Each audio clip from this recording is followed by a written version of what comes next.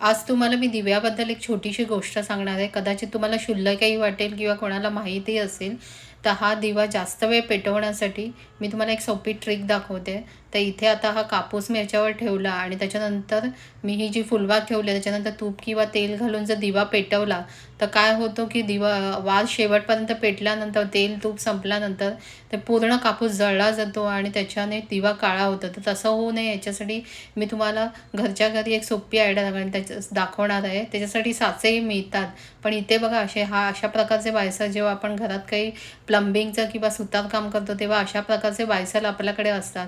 तर तो बायसर आपण त्या फुलवातीमध्ये घालून कमी जास्त वाट ठेवू शकतो आणि दिवा त्याच्यानंतर आपण त्याच्यात तेल किंवा तूप घालायचं आणि दिवा पेटवला की आपला दिवा बारीक वात होते आणि जास्त वेळी जळतो. ही आयडिया तुम्हाला कशी वाटली ती मला नक्की कमेंट्स करून सांगा.